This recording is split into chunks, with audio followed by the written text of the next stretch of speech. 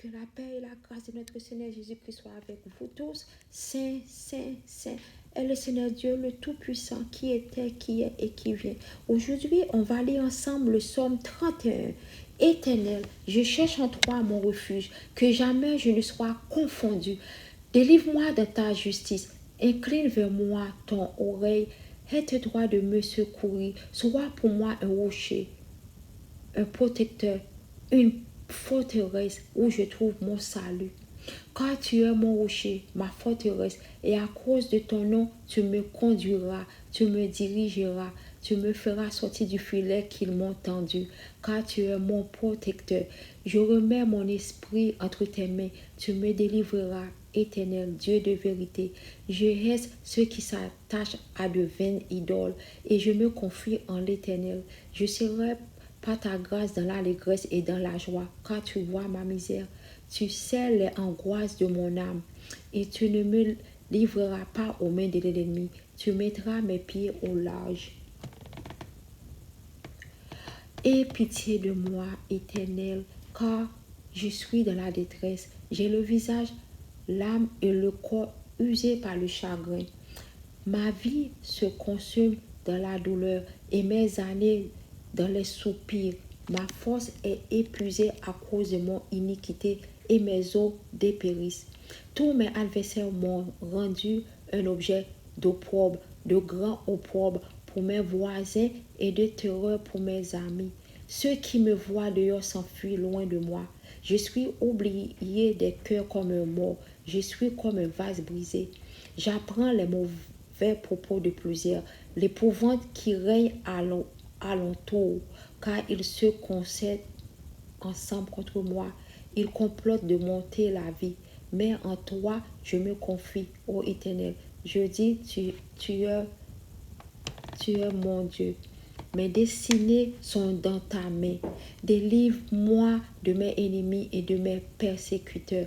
Fais luire ta face sur ton serviteur. Sauve-moi par ta grâce. Éternel, que je ne sois pas confondu quand je t'invoque. Que les méchants soient confondus. Ils descendent en silence au séjour des morts. Qu'elles deviennent muettes les lèvres menteuses. Qu'ils parlent avec audace contre le juste, avec arrogance et dédain. Oh, combien est grande ta bonté, que tu tiens en réserve pour ceux qui te craignent, que tu témoignes à ceux qui cherchent en toi leur refuge, à la vue des fils de l'homme. Tu les protèges sous l'abri de ta face contre ceux qui les persécutent. Tu les protèges dans ta tente contre les langues qui les attaquent. Béni soit l'Éternel, car il a signalé sa grâce envers moi, comme si j'avais été dans une ville forte. Je disais dans ma précipitation, je suis saché loin de ton regard, mais tu as entendu la voix de mes supplications quand j'ai crié vers toi. Aimez l'Éternel, vous qui avez de la piété. L'Éternel garde les fidèles et il punit sévèrement les orgueilleux. Fortifiez-vous et que votre cœur s'affermisse, vous tous qui espérez en l'Éternel. Mes frères et sœurs, le Seigneur est mon abri, que je ne sois jamais couvert de honte. Tu es fidèle, délivre-moi, tends l'oreille vers moi, viens vite à mon secours, sois pour moi le solide rocher qui m'abrite, l'endroit sûr qui peut me sauver. Amen.